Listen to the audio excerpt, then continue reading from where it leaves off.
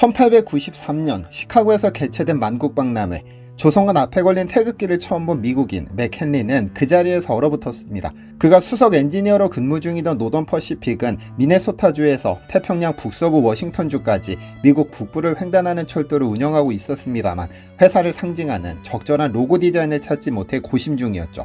공모된 수많은 도안들의 퇴짜 놓기를 거듭하고 있었는데 복잡한 마음을 정리하기 위해 시카고 박람회장을 거닐다 조선 전시관 앞에 나부끼는 태극기를 보고 유레카를 외쳤습니다.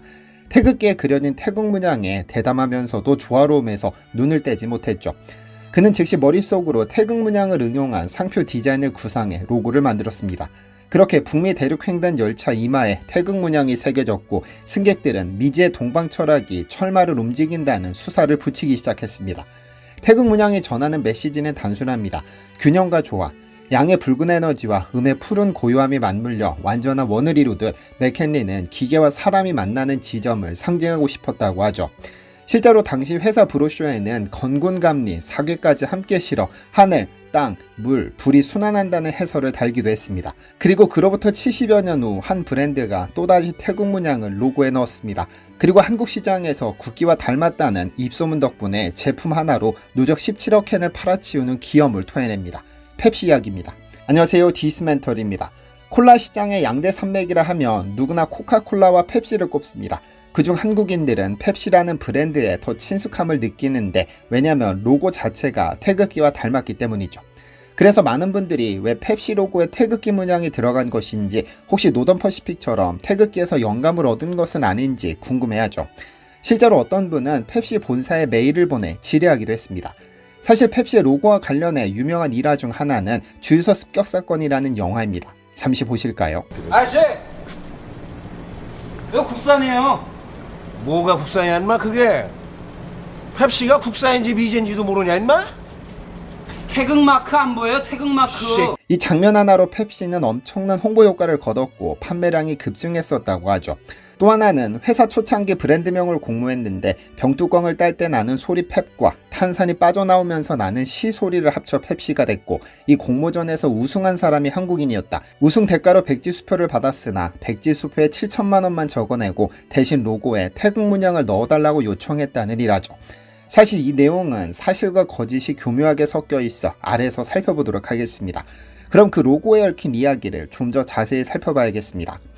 펩시의 로고는 원래 현재 로고가 아니었습니다. 이름도 펩시가 아니었죠. 1893년 노스캐롤라이나주 뉴번에 케일러 브래드햄이라는 약사가 브래드 드링크라는 이름으로 팔았죠.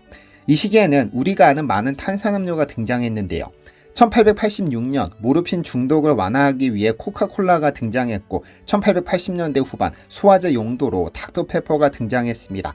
브래드 드링크가 처음 등장했을 때는 펩시콜라로 불리기도 했는데 이는 소화불량을 뜻하는 단어 디스펩시아에서 유래했습니다. 1903년 브래드햄은 공식적으로 펩시콜라라는 이름을 상표 등록했고 1910년까지 로고가 3번 변경됐습니다.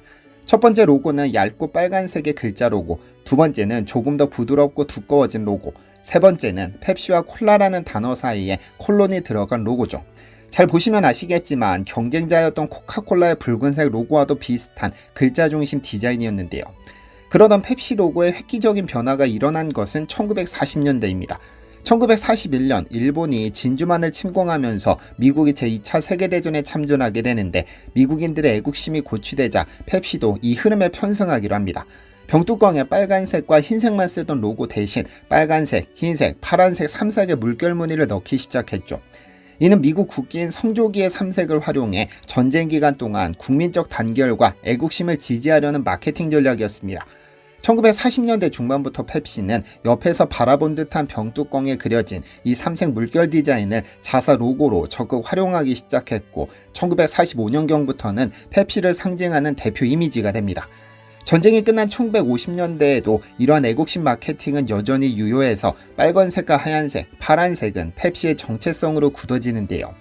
그러다 1962년 또 한 번 변화를 겪습니다.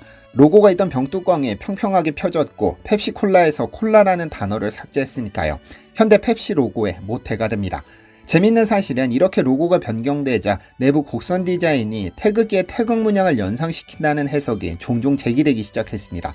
물론 펩시 로고 디자이너들이 처음부터 한국의 태극기를 참고해 그렸다는 공식 기록은 없습니다만 로고 마니아들 사이에서는 펩시의 원안에 그려진 곡선은 태극 문양처럼 보여서 조화와 균형을 상징한다는 해석도 있습니다.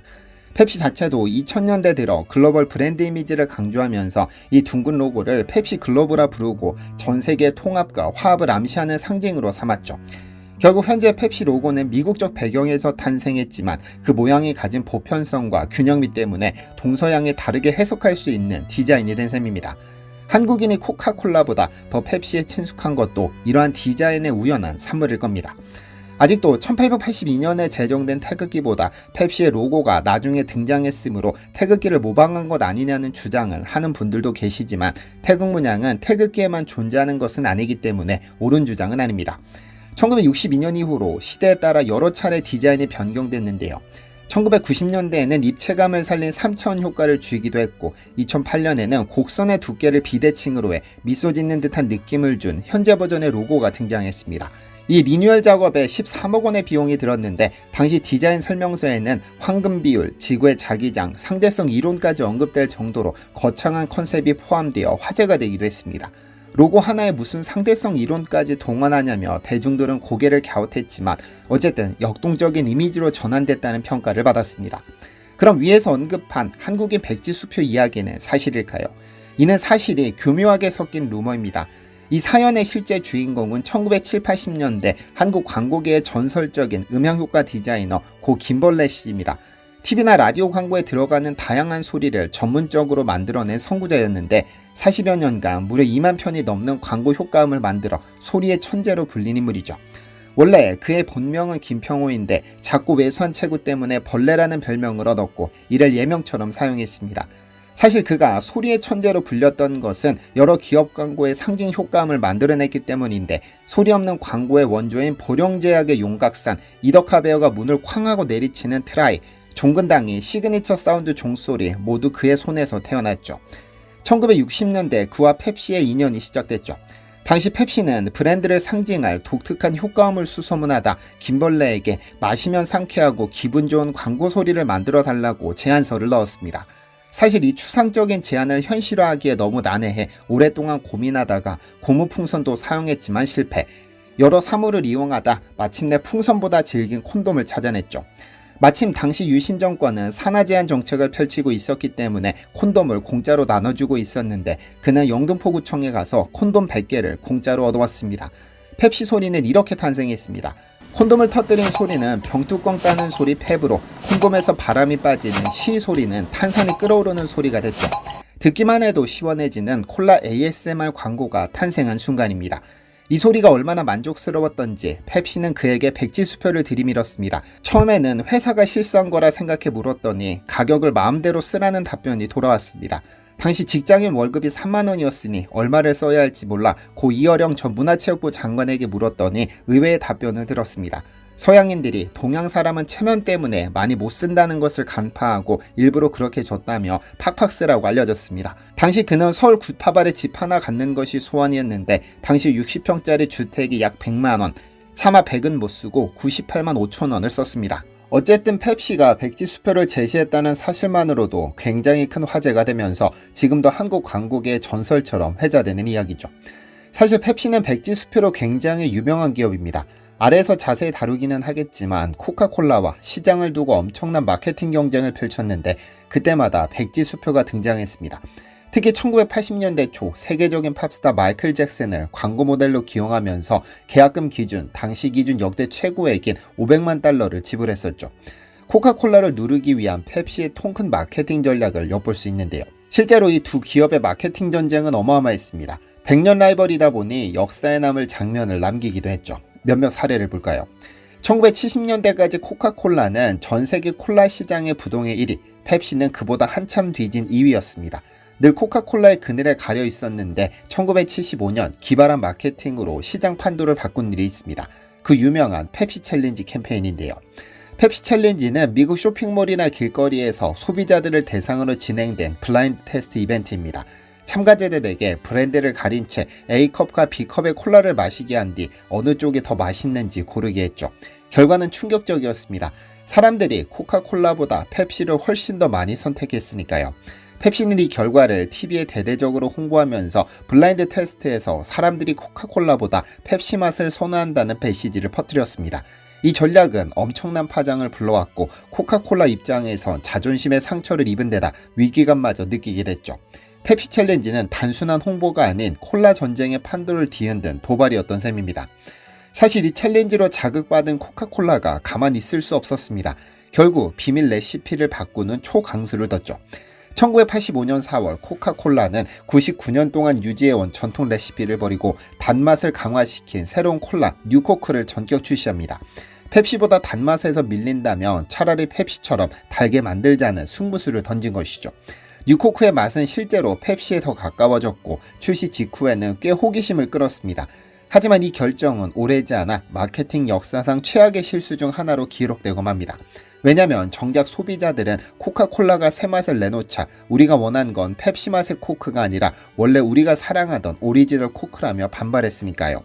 코카콜라 불매운동이 일어나고 문의 전화가 폭주하는 등 사태가 심각해지자 코카콜라는 불과 3개월 만에 백기를 들고 뉴코크를 철수시킵니다. 그리고는 기존 레시피 제품을 코카콜라 클래식이라는 이름으로 다시 출시해 소비자들의 향수를 달랬죠. 이 사건은 겉보기엔 코카콜라의 처참한 실패로 보이지만 결과적으로는 코카콜라 브랜드에 대한 소비자 충성심을 재확인시키는 전화위복이 됐습니다. 없어졌다고 생각한 코카콜라의 오리지널 맛이 돌아오자 소비자들은 열광했고 코카콜라는 예전보다 더 많은 판매고를 올리며 1위 자리를 굳건히 유지할 수 있었죠. 뉴코크 소동은 펩시와의 경쟁이 얼마나 코카콜라를 궁지로 몰았는지 보여줌과 동시에 브랜드 정체성의 중요성을 일깨워준 사례였습니다. 그리고 무엇보다도 전 세계 이목이 이 콜라 전쟁에 집중되며 코크와 펩시 모두 엄청난 홍보 효과를 본 아이러니한 결과를 낳았습니다. 세계 무대에서의 경쟁만큼이나 흥미로운 것이 바로 한국 시장에서의 펩시와 코카콜라 경쟁입니다. 해방 직후 미군을 통해 한국에 처음 들어온 코카콜라는 한국 시장을 장악했는데 뒤이어 펩시가 국내 파트너를 통해 본격적으로 유통되며 두 브랜드가 각축을 벌여왔습니다. 세계 축소판이라 할 만큼 다양한 마케팅 전쟁이 한국에서도 벌어졌는데 특히 1990년대 후반은 그 경쟁이 절정에 달했던 시기였죠. 1990년대 후반 펩시는 한국에서 펩시맨이라는 독특한 광고 캠페인을 선보였습니다. 펩시맨은 온몸이 은색과 파란색으로 된 근육질의 히어로 캐릭터로 갈증에 허덕이는 사람이 있으면 어디든 달려가 시원한 펩시콜라를 건네주는 인물입니다. 일본에서 큰 성공을 거둔 이 광고를 한국에서도 방영한 것이죠. 결과는 대히트였습니다. 펩시맨하고 울려 퍼지는 경쾌한 음악과 함께 등장하는 이 엉뚱한 히어로는 아이들부터 청년에 이르기까지 폭넓은 인기를 끌었습니다.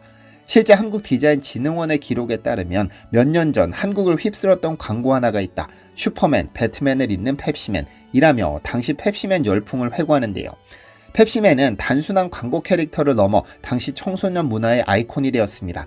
아이들은 학교에서 펩시맨을 흉내내며 달리기 놀이를 했고 펩시맨 로고가 새겨진 장난감이나 스티커를 모았습니다. 펩시콜라 측은 이러한 인기에 힘입어 펩시맨 피규어가 달린 병뚜껑 증정 이벤트를 펼치기도 했죠. 일본의 오츠카 다쿠야라는 아트 디렉터가 창조한 이 캐릭터는 미국 본토에서는 방영되지 않고 한국과 일본에서만 활용됐는데 이는 당시 서양과 동양의 광고 문화 차이 때문이었습니다. 미국 소비자들에게는 다소 엉뚱하게 느껴질 캐릭터 광고가 한국 젊은 층에게는 제대로 통한 것이죠. 펩시맨 캠페인은 한국 시장에서 점유율을 크게 끌어올렸고 한때 한국에서 펩시가 코크를 이겼다는 소식이 전해지기도 했죠. 이제 다시 첫 질문으로 돌아와 보겠습니다. 펩시는 왜 태극기와 같은 태극 문양을 로고로 사용할까? 한국과 연관성이 있을까? 그 답은 이제 명확해졌습니다. 펩시 로고의 기원은 한국과 직접적인 관련이 있는 것은 아니고 미국에서 애국심을 표현하기 위해 만들어진 디자인이 우연히도 한국의 태극 문양과 닮았던 겁니다. 그러나 그 우연이 가져온 효과는 컸습니다.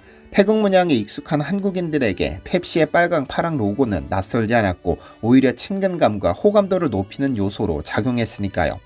펩시는 태극이라는 인상은 펩시가 한국 시장에서 자리 잡는데 긍정적인 역할을 했다고 볼 수도 있을 겁니다. 한국인들의 기억 속에 특별하게 새겨졌을 테니까요. 지금도 거리에서 펩시 로고를 볼 때 한국인들은 한 번쯤 태극기 닮았다며 생각할지도 모릅니다. 그리고 그 뒤로 오늘 살펴본 다양한 스토리들이 겹쳐질 겁니다. 디자인의 우연한 일치가 빚어낸 인연, 그리고 글로벌 브랜드 간 치열한 이미지 경쟁을 알고 나면 펩시콜라 한 모금을 마시는 일도 전에 없이 새로운 의미로 다가올 겁니다. 시청해주셔서 감사합니다.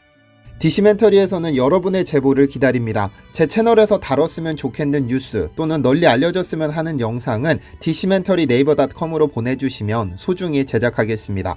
시청해주셔서 감사합니다.